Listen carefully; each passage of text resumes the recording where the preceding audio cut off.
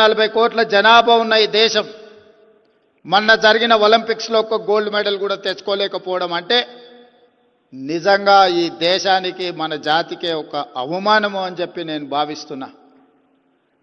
Olympics లో మొన్న జరిగిన మొదటి 20 దేశాలలో కాదు, భారతదేశం యొక్క స్థానం 71.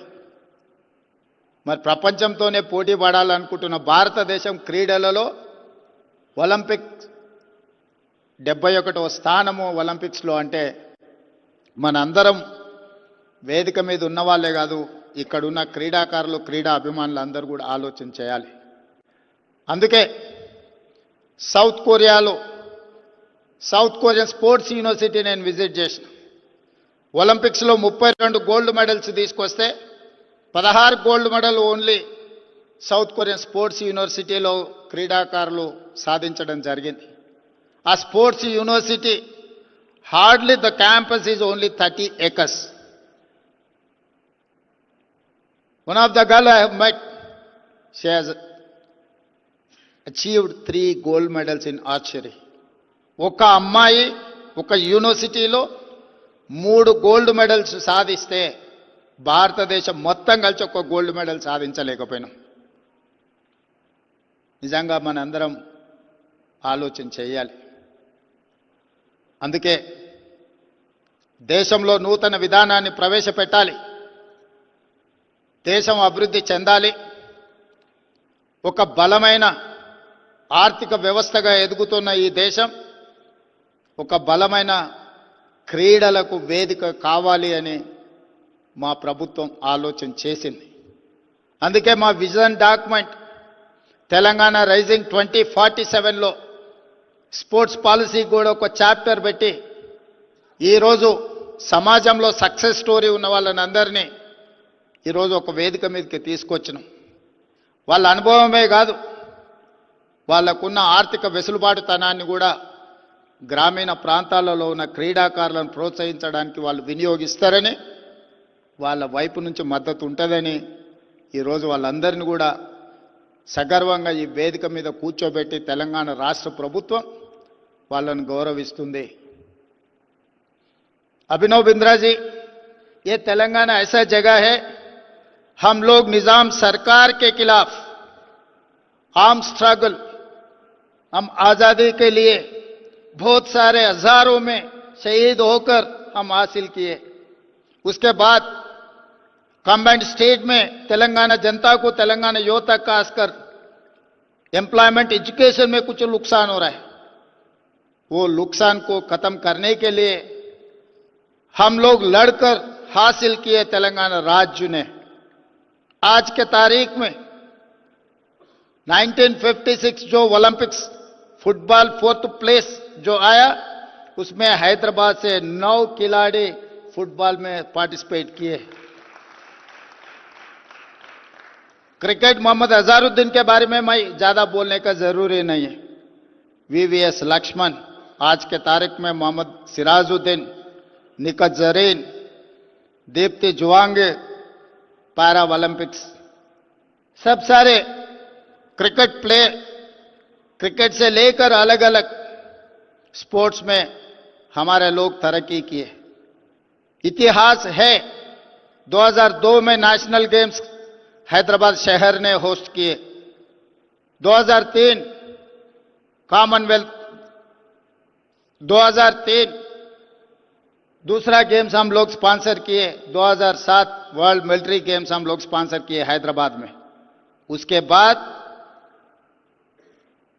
ये राज्य ने रास्ता भूल गए.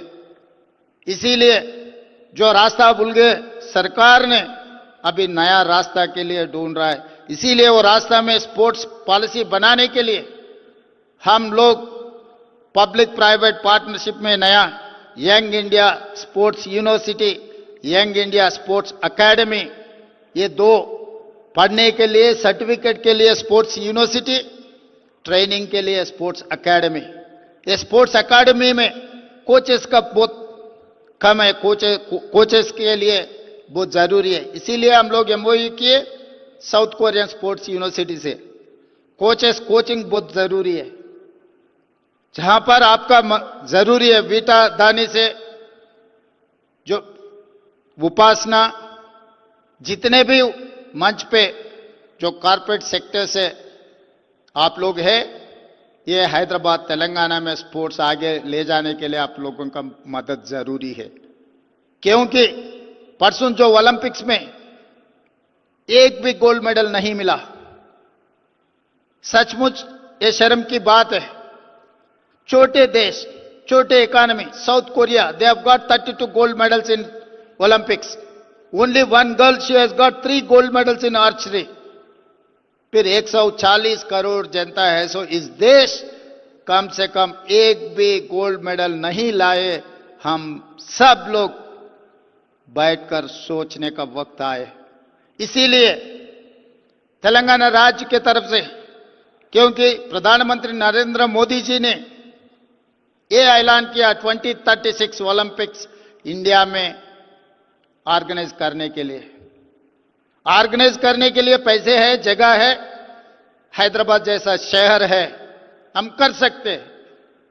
मगर एक भी गोल्ड मेडल नहीं लिए तो आगे अपना शक्ल दुनिया को कैसे दिखाएंगे। इसीलिए आने वाले दिनों में अच्छे अच्छे खिलाड़ियों को हम लोग तैयार करना है। उसके लिए हम लोग, आप और हम, यहां जितने लोग शामिल हुए, सब लोग मेहनत करने का बहुत जरूरी है। इसीलिए आज हमारा पॉलिसी, क्योंकि आज तक कोई पॉलिसी ही नहीं था। जहां पर पॉलिसी नहीं है, जहां पर अप्रोच नहीं है, जहां पर एंकरेजमेंट नहीं है, युवता अलग रास्ता पे जा रहा है। हम लोग तेलंगाना राज्य सरकार ने एक नया डिपार्टमेंट खोले, पुलिस डिपार्टमेंट में। इससे पहले vigilance and enforcement, anti corruption, otherwise grey hands, ऐसा कुछ फोर्सेस थे। मगर मैं मुख्यमंत्री बनने के बाद cyber crime and drugs, this is the major damage राज्य के लिए, देश के लिए करने में साइबर क्राइम एंड ड्रग्स का बहुत बड़ा मुद्दा बन गया। इसीलिए मैं अलग अलग एक नया डिपार्टमेंट इनिशिएट किए। ड्रग्स के लिए, गांजा के खिलाफ लड़ने के लिए ईगल फोर्स बनाए। वो ऐसे ही ईगल है, कहीं पर भी कोने कोने पे, फार्म हाउस पे, घरों पे, कहीं पर भी अगर गांजा कंज्यूम किए, ड्रग्स कंज्यूम किए, हमारा ईगल सीधा सीधा पहुंच जाएंगे, उठाएंगे। कोई भी हो, कितना बड़ा भी हो, सबको ले आकर खड़ा कर दिए थाना पे। क्योंकि मैदान में जाने के लिए कोई पॉलिसी नहीं है, मैदान में क्रीड़ा स्पोर्ट्स में एंकरेजमेंट के लिए कोई पॉलिसी नहीं है। जब मैदान में जाने के लिए नहीं, ये रास्ता नहीं है, तो ये नौजवान पब बार ड्रग्स पे जा रहा है। दूसरे पंजाब बनाने के लिए कोशिश कर रहे हैं हैदराबाद तेलंगाना को। हर किस नहीं होने देंगे हम, है किसी को हिम्मत नहीं होना तेलंगाना में आने के लिए। गांजा ड्रग्स अगर कोई कंज्यूम करना है, कंज्यूम की बात दूर, दिमाग में सोच भी आने के लिए भी डर नहीं है तेलंगाना में। हमारा सरकार जिम्मेदारी लेंगे, ऐसे काम नहीं होने देंगे, किसी को अंदर नहीं आने देंगे। इसीलिए हम लोग आज ये स्पोर्ट्स पॉलिसी लागू किए, क्योंकि we have to engage youth in sports and games, then only they will come in the ground, they will build our nation.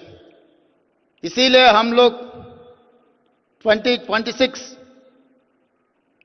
ఏందన్నా జితాన మనం స్పోర్ట్స్ మినిస్టర్ 2026 మనకి ఏమని అడిగినాం కదా, what is that, Mansukh Mandovi అనేది లెటర్ ఇచ్చి వచ్చిన స్పోర్ట్స్ ఇక్కడ 2026 खेलो इंडिया तेलंगाना होस्ट करने के लिए मनसुख मांडविया जी से हम लोग दरखास्त किए।